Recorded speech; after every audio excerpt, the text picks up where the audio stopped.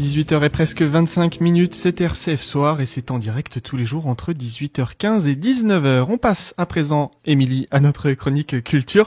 On parle théâtre aujourd'hui, nous sommes le 17 février, date anniversaire de la mort de Molière, c'était en 1673.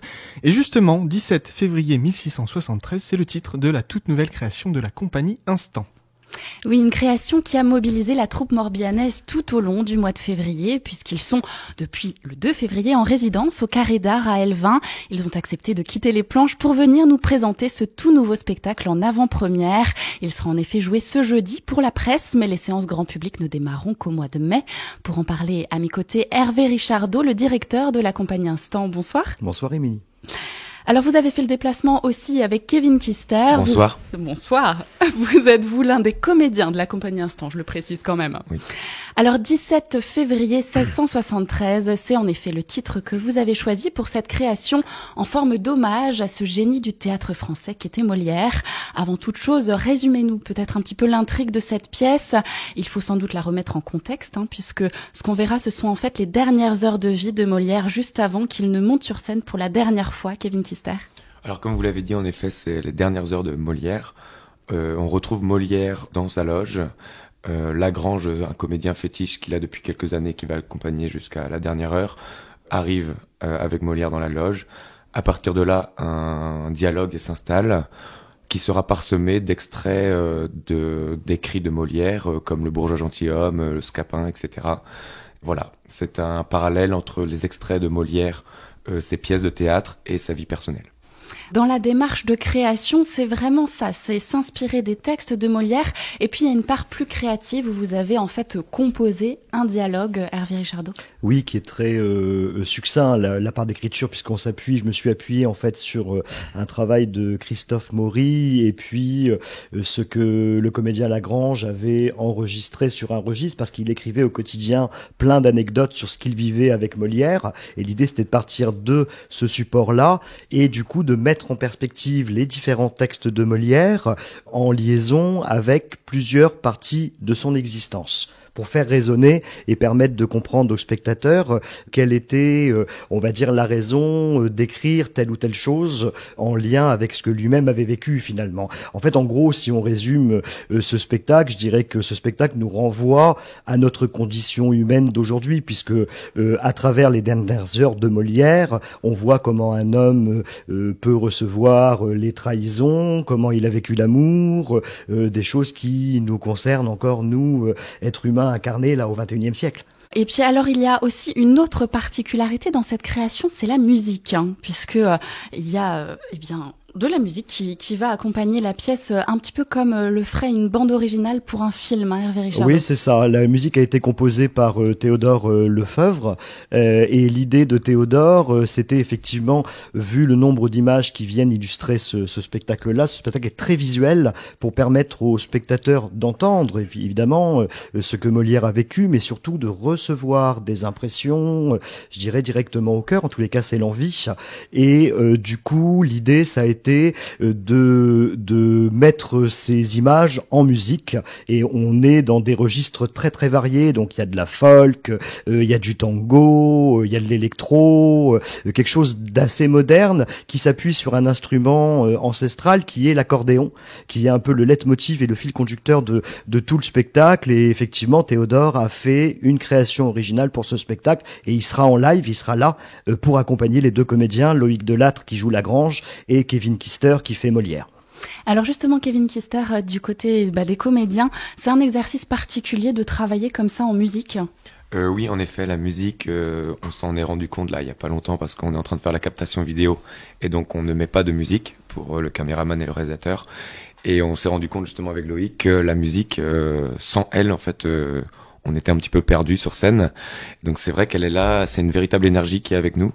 Et elle permet à la fois de nous porter et aussi de nous donner la suite parfois de la mise en scène, dans le sens où de créer en fait la mise en scène petit à petit grâce à la musique. Donc, voilà. Et alors, pour les deux comédiens de la pièce, que ce soit vous qui incarnez Molière ou votre collègue qui incarne Lagrange, ce sont quand même des rôles assez forts. Il y a une histoire un peu personnelle aussi qui s'est créée pour vous dans l'incarnation de ces rôles ? Alors on va pas dire qu'on va incarner Molière ni Lagrange, on en parlait un petit peu avec Hervé Richardot tout à l'heure, et je pense que c'est plus juste de dire qu'on va essayer de retranscrire une énergie qu'ils ont pu avoir à l'époque de Molière, et on va essayer justement de mettre l'énergie que Molière a eue toute sa vie, parce qu'il a fallu en avoir pour être valet du roi le matin et metteur en scène l'après-midi, et on va essayer de retranscrire cette énergie et la mettre sur scène. Et alors je reviens encore sur la démarche de création, Hervé Richardot, cet aspect historique, de contexte de la presque fin du XVIIe siècle. Il a fallu vraiment se plonger dedans pour recréer une ambiance, une atmosphère. Oui, ça a été le gros du travail, en vérité. Ça a été un travail de recherche, c'est-à-dire relire toutes les pièces de Molière, étudier très très précisément la biographie de Molière et mettre en perspective, mettre ensemble certains de ses écrits avec des événements de vie. Donc ça a été un gros travail en amont. Moi, j'ai pris beaucoup de mois pour mettre ce texte en forme, rajouter quelques répliques qui font le lien, si vous voulez, entre Molière et Lagrange, et puis essayer surtout d'être le plus fidèle possible à ce que Molière pouvait ressentir et essayer de faire partager ça aux spectateurs. Que dire de la mise en scène? Vous avez souhaité quelque chose de très dynamique, qui bouge beaucoup? Oui, c'est-à-dire qu'on a une alternance entre des choses qui vont être habitées, posées, incarnées pleinement, et puis des choses qui sont effectivement très rythmiques, très dynamique, avec une succession d'images qui permettent aux spectateurs de percevoir des impressions. Ça, c'est très important. Je crois que quand on est face à un spectacle, on est autant nourri par ce qu'on entend que par l'énergie qu'on reçoit et les images que l'on voit. Et c'est l'union de ces trois choses, les ruptures de rythme aussi, qui permettent de sortir le spectateur d'une certaine, au bout d'un moment, il y a des automatismes, on va dire, qui se font quand on est spectateur, et essayer de faire en sorte que le spectateur reste attentif tout le long du spectacle. Donc suscité par des ruptures de rythme, par des changements d'image, par un travail de mise en scène, cette qualité d'attention tout le long du spectacle. Alors j'espère qu'on aura réussi notre mission. Et alors vous donnerez une avant-première, si j'ose dire, ce jeudi pour la presse, et puis ensuite il y aura bien sûr de nombreuses représentations, on l'espère, données au grand public, et puis toujours avec ce souci qu'à la Compagnie Instant aussi de proposer quelque chose dans les écoles. C'est votre projet? Voilà, c'est-à-dire que notre travail, on est installé sur Elvin. D'ailleurs la mairie d'Elvin nous a permis d'avoir cette année 3 semaines de création, ce qui nous a offert un confort de travail quand même, et je la salue au passage. L'idée, quand on s'est installé en rural, c'était d'aller à la rencontre des publics.